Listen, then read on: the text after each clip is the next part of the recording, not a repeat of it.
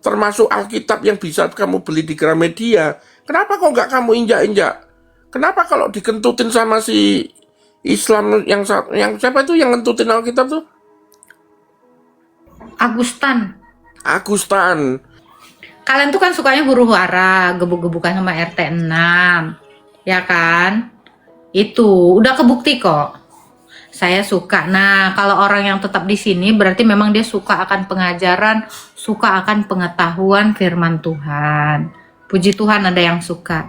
Silakan kalau mau bertanya lagi ya, ini Master of Apologetika. Tejo Stilhan. Kenapa aku bilang beliau ini adalah Master of Apologetika? Karena benar-benar menjawab pertanyaan kamu secara sistematis tentang iman kamu terhadap Kristus. Ini baru namanya apologetika. Kalau ini memang penggatal, gatal full dua-duanya. Kita itu diselamatkan seluruh kodrat. Ya, Kristus itu menyelamatkan seluruh kodrat kemanusiaan kita. Makanya kita itu disuruh mengasihi Tuhan Allahmu. Itu dengan seluruh kodratmu, seluruh kekuatanmu. Ya, kekuatanmu ini berarti tubuh fisikmu diolah, diarahkan untuk mengasihi Dia. Dengan segenap jiwamu berarti segenap perasaan, emosi, dan niatmu. Lalu segenap akal budimu, yang artinya dengan segenap kemampuan berpikirmu untuk mengasihi Dia gitu loh. Kamu berpikir mengasihi itu adalah dengan memberi banyak harta untuk pekerjaan Tuhan, lakukan. Kamu berpikir bahwa mengasihi Tuhan Allahmu itu adalah dengan melakukan banyak pelayanan seperti nyapu gereja, mengunjungi panti asuhan, yatim piatu, janda-janda terlantar, lakukan. Kalau menurutmu mengasihi Tuhan Allahmu itu adalah dengan kamu ikut pelayanan, lakukan. Yang jelas, segenap kodratmu itulah yang kamu gunakan untuk mengasihi Tuhan Allahmu. Jadi tidak mengasihi Tuhan Allahmu dengan segenap perasaan doang. Tubuhnya nyantai-nyantai di rumah tiduran, cuman perasaannya halu. Aku mengasihi Engkau Yesus dengan segenap hatiku. Tapi sambil nyanyi, sambil main game. Thank you. Nah, itu tidak seperti yang dikehendaki Dia. Makanya di dalam 1 Timotius 4 ayat berapa ya? Lupa aku ya. Latihlah dirimu beribadah ya. Ayat 12 kalau tidak 18 ya. Kata latihlah dirimu beribadah itu menggunakan kata gimnaste. Dari kata nge-gym itu loh. Iya. Yang artinya mengolah fisik. Ya, 1 Timotius 4 ayat 8 atau ya itulah ya. Gimnaste. Berarti ya, 1 Timotius 4 ayat 8. Ayat 18, 8 ya. Ayat 8, 1 Timotius 4 Iya. ayat 8. Latihan badani terbatas gunanya, tetapi ibadah itu berguna dalam segala hal karena mengandung janji, baik untuk hidup ini maupun untuk hidup yang akan datang. Gimnase dese afton pros efsevian. Artinya kesalehanmu dalam mengasihi Allah itu kamu harus latih gitu loh. Kenapa kok disuruh nge-gym, melatih badan? Karena pasti dari niat. Kalau niatmu enggak, buru-buru kamu bawa badanmu. Nggak mungkin badanmu dulu terus baru bawa niatmu kan. Nah itu. Jadi mengasihi itu dengan segenap kodrat. Nggak bisa kamu ibadah online itu nggak bisa. Sambil nyuantai di rumah, sambil makan kerupuk, sambil makan kacang, lihat TV, sambil nyanyi-nyanyi di dalam hati. Nggak boleh gitu itu. Nggak bisa. Kalau bisa offset apa offset ya? Offset. Pokoknya di dunia nyata lah ya. Gerakan badanmu, pokoknya segenap kodrat lengkap. Karena kamu ditebus semua kok, nggak. Kamu ditebus bukan jiwamu doang gitu loh. Tuh. Pesundal masuk surga datanya ada di mana ya? Nggak ada, Bang. Pesundal masuk surga itu nggak ada datanya. Yang benar itu adalah pesundal-pesundal yang mendengarkan perkataan Yohanes, artinya pesundal yang mau memberi diri dibaptis ya, yang mengikuti Yesus sehingga dia bertobat, dia mendahului kita semua yang saleh ini. Karena kita ketika jatuh ke dalam dosa kita tidak bertobat. Itu. Jadi bukan pesundal yang masuk surga, tetapi pesundal yang sudah bertobat. Dia mendahului kita yang sok suci ini gitu loh. Tempat Jadi, yang oh ya silakan Pak Tejo. asal usul RIP itu ada di Batu Nisan. Itu asal usulnya dari gereja Barat, gereja Katolik Roma. RIP itu dari bahasa Latin, requiescat in pace, atau requiescent in pace, ya. Artinya semoga dia beristirahat dalam kedamaian. Nah, di dalam konteks liturgi gereja Barat itu adalah suatu kalimat yang diucapkan sebagai permohonan atau pengharapan agar jiwa orang yang meninggal ini mendapatkan ketenangan atau kedamaian di alam baka. Nah, ini tradisi kayak gini sudah ada dari abad ke-5. Nah, lalu penggunaannya mulai populer di kalangan Protestan juga ikutan waktu abad 18, tapi tidak menggunakan bahasa Latin, tapi menggunakan bahasa Inggris yang sepadan, artinya beristirahat dalam kedamaian, rest in peace. Nah, itu artinya. Tapi apakah yang mati beneran rest? Ya gak tahu, kan pengharapan. Ini ada lagi nih Pak Tejo yang bertanya. Ya. Apa? Tempat yang paling nyaman untuk orang lari dari Tuhan adalah gereja, terutama mereka yang menuhankan gereja. Nggak ada Bang, nggak ada orang menuhankan gereja. Kan tadi udah dijelasin gereja itu tubuh Kristus. Mungkin dia baru datang kali. Ya, gereja itu adalah tubuh Kristus. Jadi kita bukan menuhankan gereja, ini anggota si herder ini, Pak Tejo. Jadi kita itu tidak menuhankan gereja, kita menuhankan Yesus, dan gereja itu adalah tubuh Kristus. Jadi menyatunya tubuh dengan kepalanya yang adalah Kristus, itulah keselamatan, itulah sorga.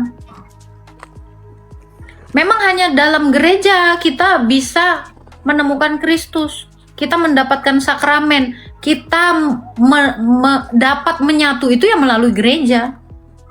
Kalau tidak melalui gereja, bagaimana kita bisa mendapatkan baptisan, sakramen krisma, ekaristi, ya semua itu dilakukan di dalam gerejanya. Jadi kami tidak menuhankan gereja, melainkan gereja adalah kepenuhan Allah di dalam Kristus. Malah menuhankan gereja. Kalau Yesus itu raja segala raja, kira-kira sepatunya itu kamu hormati nggak? Apa kamu tendang, barang mati, terus kamu tendang, kamu injak-injak gitu? Enggak. Enggak kan? Pasti kamu hormati lah. Juga. Kalau misalnya kuda yang ditunggangin oleh Yesus di dalam Wahyu 19 ayat 16, dia kan lagi nunggang kuda tuh. Kuda kan cuma hewan, tapi karena kuda ini adalah kuda yang dimiliki dan ditunggangi oleh raja segala raja, Tuhan di atas segala Tuhan, apakah kuda itu akan kamu tabokin, kamu ludahin, kamu pandang rendah, atau kamu perlakukan seenakmu, ajaran terus kamu permainkan atau apa gitu? Enggak, kamu pasti juga naruh hormat di depan kudanya dia, nggak berani kamu apa-apain kudanya, ya kan? Terus kalau misalnya foto ikon ya, fotonya raja segala raja. Apa kamu berani terus memperlakukannya seenaknya? Kamu taruh misalnya di lantai atau di mana itu? Di meja makan, jadi alasnya soto kalau misalnya tumpah kuahnya gitu. Berani kamu gituin? Ini raja segala raja loh. Tuhan di atas segala Tuhan loh. Makanya Tuhan itu marah-marah ke orang Israel. Dalam artian dia itu menuntut apa yang menjadi haknya. Kalau ini kalian bisa baca di Maliaki 1 ayat 6 ya. Seorang anak itu menghormati bapa, dan seorang hamba itu menghormati tuannya. Jika aku ini bapa, di manakah hormat yang kepadaku itu? Dan jika aku ini Tuhan, di manakah yang takut kepadaku itu?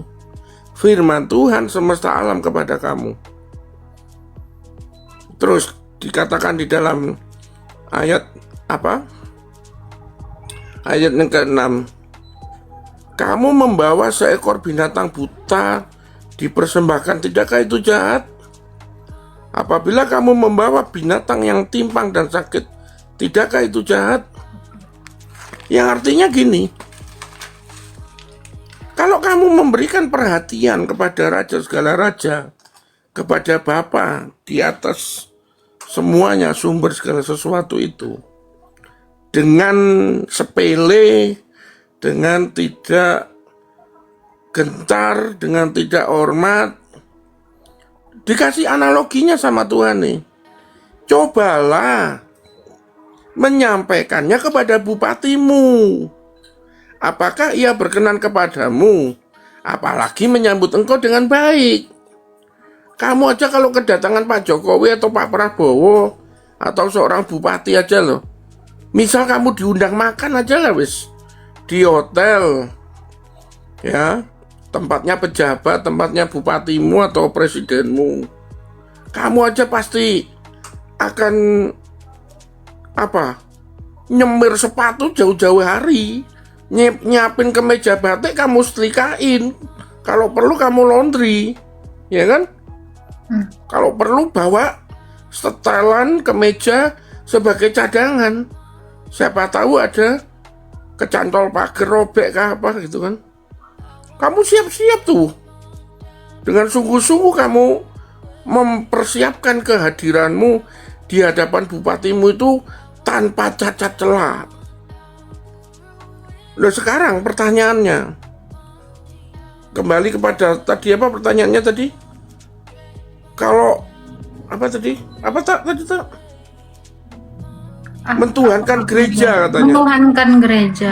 Mentuhankan gereja. Loh, kalau gereja itu adalah tubuh mistika Kristus, wadah di mana orang itu dipersatukan, di mana dibaptis menjadi satu tubuh tadi. Apa iya kamu akan menyepelekan, tidak menaruh hormat? Terus kalau ada orang yang menghormati karena ada relevansinya, korelasinya dengan raja segala raja dan Tuhan di atas segala Tuhan, kamu bilang mentuhankan, memberhalakan. Loh, kalau kamu diundang presiden bawa batik itu, apa kamu nggak mentuhankan presidenmu kalau kayak gitu? Jadi nggak bisa kamu perspektif pola sempit kayak gitu. Kita ini menghormati gereja, menghormati klerus, menghormati segala sesuatu benda jasmani, di mana atribut raja segala raja itu berkorelasi, termasuk Alkitab yang bisa kamu beli di Gramedia. Kenapa kok nggak kamu injak-injak? Kenapa kalau dikentutin sama si Islam yang siapa itu yang ngentutin Alkitab tuh? Agustan. Kenapa Alkitab dikentutin kok kamu marah-marah? Ada sakit hati di dalam hatimu. Karena ini ada korelasinya dengan Tuhan, kan gitu. Dimana walaupun kamu tahu Alkitab itu adalah buku mati yang isinya print-printan tulisan, tapi di dalamnya berisikan firman hidup. Dimana isinya adalah Injil yang menyelamatkan. Kenapa kok disebut firman hidup? Ya karena isinya tentang sang firman Allah, yaitu Yesus Kristus yang menjadi Tuhan dan Rajamu. Kan gitu. Terus kamu mau ngomong gini, Allah memberhalakan Alkitab. Lah wong kamu aja sempakmu tak buang ke sampah aja kamu marah kok. Kamu memberhalakan sempak berarti. Kenapa yo? Lihat tuh. Lihat tuh. Lu aku nggak nganu kamu loh. Sempakmu aja lah di jemuran lah pokoknya. Terus tiba-tiba tak buang ke tempat sampah. Kamu pasti marah-marah. Terus kalau aku bilang gini, alah masalah sempak kayak lo. Kok kenapa sih marah-marah? Kamu ini jangan memberhalakan sempak kenapa? Kamu pasti akan mengatakan saya ini, oh goblok gak waras kamu ini. Pasti kamu akan gitu. Kenapa? Ya karena penghinaan kepada objek yang berrelevansi atau berkorelasi atribut kepada prototipe itu sampai kepada dia. Sama kayak penghinaan kepada sempak. Penghinaannya sampai kepada pemilik sempak. Loh gitu loh. Berarti dengan kata lain, penghormatan kepada kepada benda atau kepada gereja itu tadi juga sampai kepada kepala dari gereja. Loh gitu loh. Ya. Ini membuka perspektif supaya jangan terlalu sempit. Gitu. Betul. Pikirkan mendalam, gereja adalah tempat nyaman cari Tuhan, bukan tempat. Bilangin gereja itu tubuh Kristus kok. Gereja itu adalah kepenuhan Kristus. Kok kamu ini hobi banget ngomong tempat-tempat? Gak ada, say.